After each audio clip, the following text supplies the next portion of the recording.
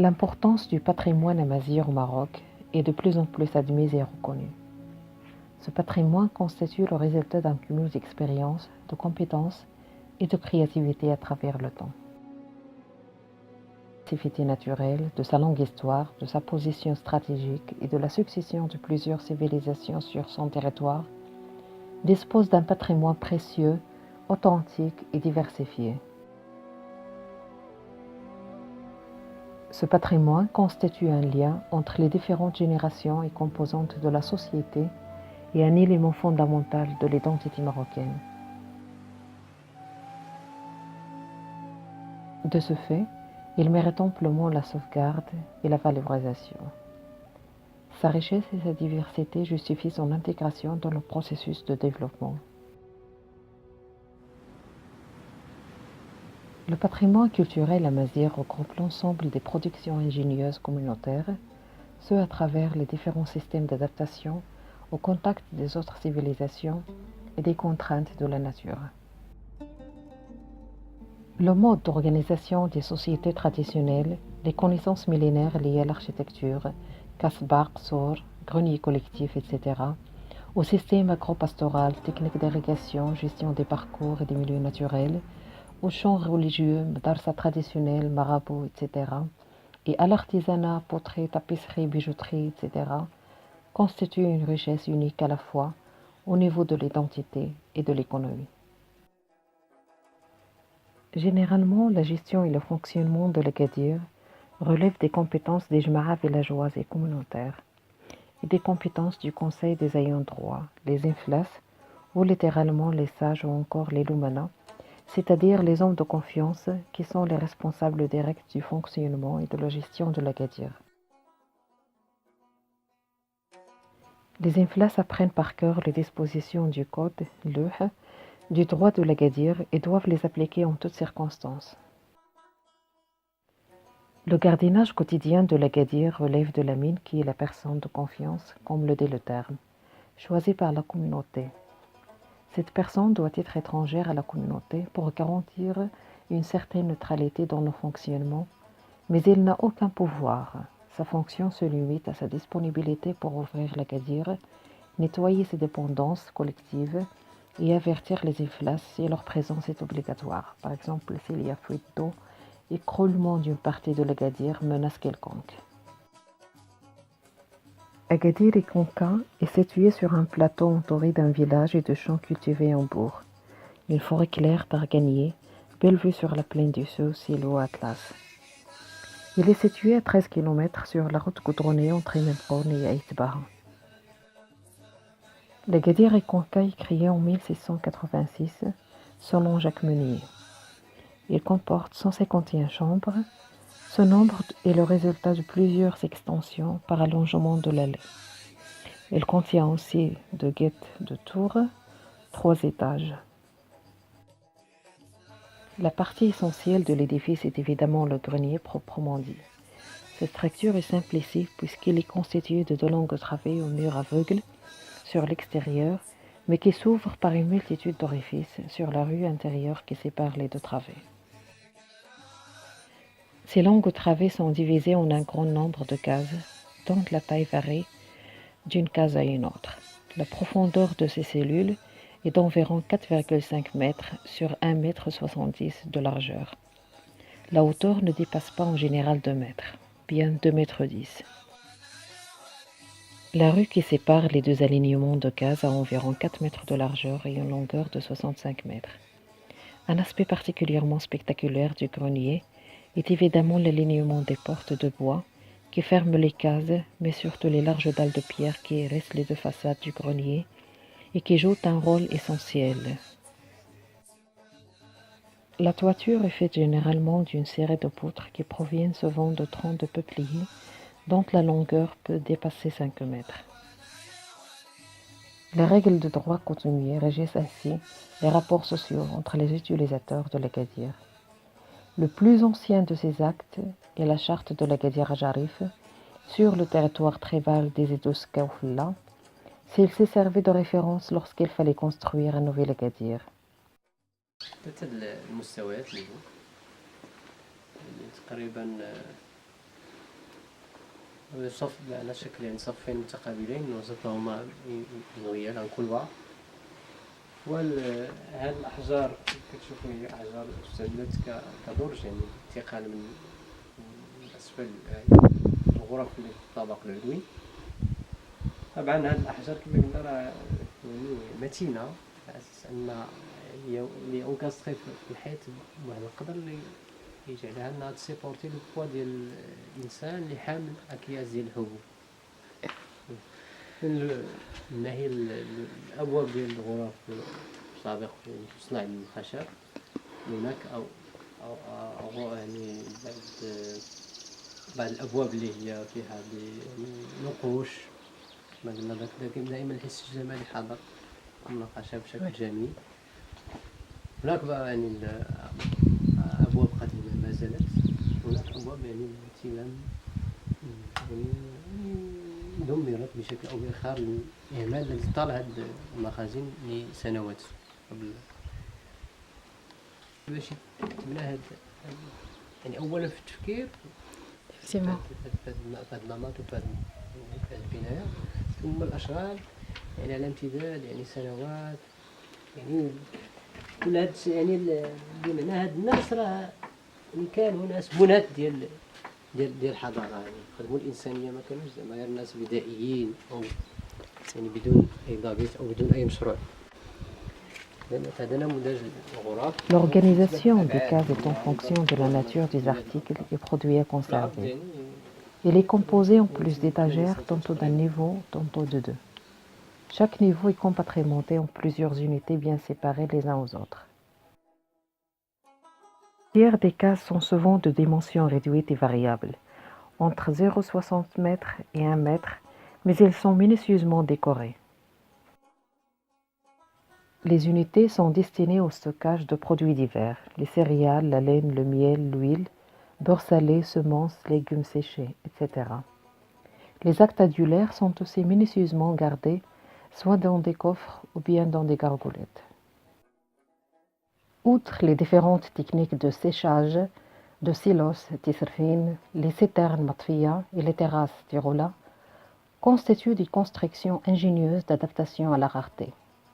Par leur forme, leur architecture et leur disposition institutionnelle, les égouts d'art viennent couronner la civilisation agro-pastorale de l'anti-Atlas occidental et lui donner une personnalité particulière. La forme de l'Agadir dépend principalement de la topographie du terrain. Sur des terrains plats, l'Agadir prend généralement une forme quadrangulaire ou bien rectangulaire, alors que sur des terrains accidentés, la forme de l'Agadir suit les contraintes topographiques. La topographie agit également sur l'ossature globale des égouts d'art. Alors qu'il est généralement homogène dans les cas des terrains plats, il se présente parfois sous forme de terrasse dans le cas des terrains accidentés. On peut classer les agadirs de l'anti-Atlas en 4 types selon leur plan. Il s'agit des agadirs irréguliers, ce sont les agadirs de Python, les agadirs ronds, les agadirs rapacieux quadrangulaires et les agadirs à allée centrale. Édifiés pour protéger les biens précieux de la population, les égouts d'art occupent généralement un endroit inaccessible et haut facile à défendre.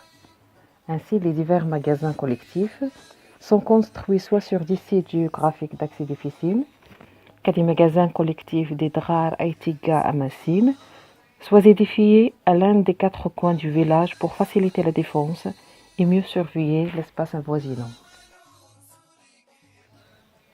L'Agadir se présente sous forme d'une véritable forteresse, disposant d'un mur d'enceinte dont la hauteur dépasse souvent 10 mètres, flanqué par des tours, généralement 4. Plus de contrôle, l'Agadir dispose d'une porte unique. Pour des mesures de sécurité, il est souvent orienté vers la place publique quand il s'agit des rmes installés au corps du village, ou vers le village quand il s'agit d'institutions édifiées sur les sommets des collines avoisinantes.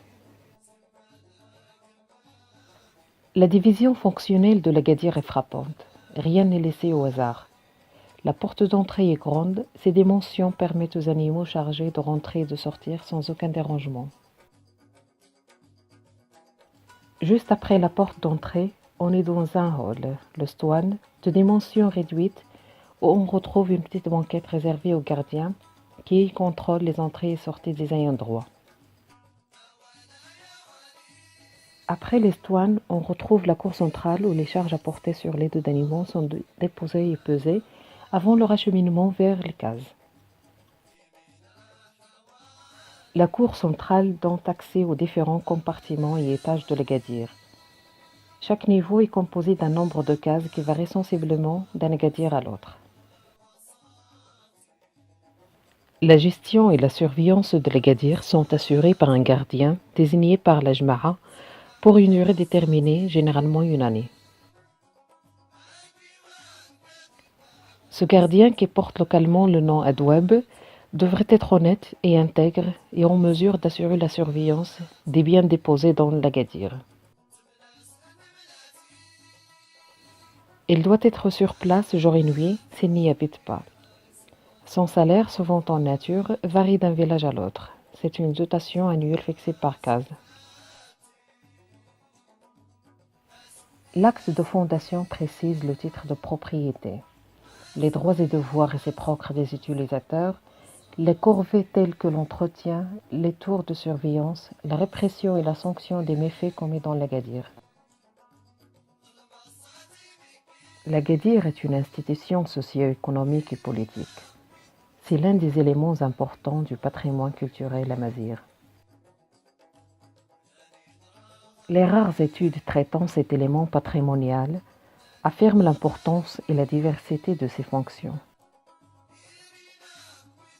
L'Agadir est le siège des élus communautaires, le lieu de stockage des biens, l'espace social et économique, etc. Il assure aussi d'autres rôles sociétaux. Malgré cette importance, l'origine et l'évolution des égouts d'art sont peu étudiées. Pour protéger leurs réserves et se défendre, les habitants de différents villages construisirent des bâtiments fortifiés communautaires. Chaque famille y possédait un entrepôt. Les habitants pouvaient aussi s'y mettre à l'abri et se défendre en cas d'attaque. C'est de là que vient le terme d'Agadir, qui désigne à la fois la fortification et le grenier collectif. On y conservait des aliments de toutes sortes. Le grain, principalement l'orge, pouvait être gardé jusqu'à 25 ans, les amandes jusqu'à 20 ans et les noix d'argan jusqu'à 30 ans. Le beurre fondu et le miel se conservaient pendant plusieurs années dans des jarres à provisions en céramique bouchée.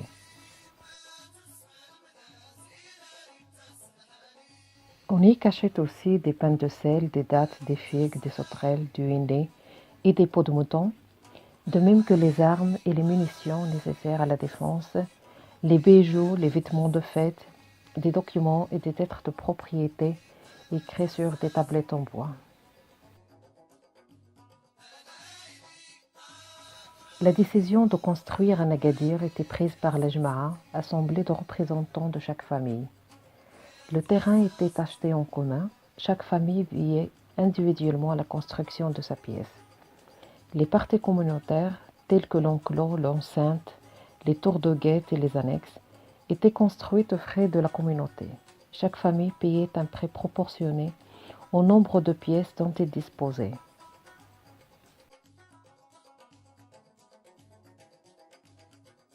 À l'extérieur de l'Agadir, mais à l'intérieur de l'enclos, se trouvaient des dépendances telles que la forge. Le forgeron y séjournait et travaillait chaque fois. Lors de son passage périodique, il exécutait de nouvelles commandes ou effectuait des réparations.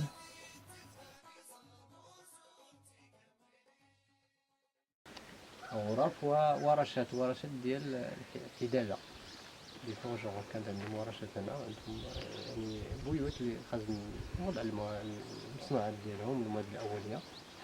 هاد الحداده كانوا داخلين هنا باش كيصنعوا الاليات والادوات التي كانت يحتاج اليها اشغال البناء والصيانه ديال المخزن ديال الاكادير وكذلك ديال امور قطاع الفلاحه والاشغال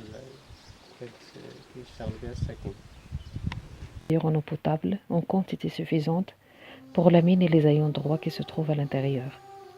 Ils peuvent également être utilisés pour abreuver l'hôpital et procurer de l'eau potable à la population en cas de siège de l'Agadir.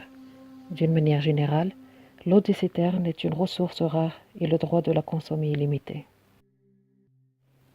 L'intérêt que les touristes étrangers portent au patrimoine architectural du Maroc méridional ne peut que renforcer la conscience que la population a de la grande valeur de sa propre culture et stimuler la fierté qui en résulte, ce qui contribue aussi à entretenir et à valoriser le patrimoine culturel. Je suis donc persuadée que les Agadirs du Maroc constituent non seulement un bien culturel inestimable, mais qu'ils recèlent en outre un potentiel touristique formidable qui mérite d'être exploité.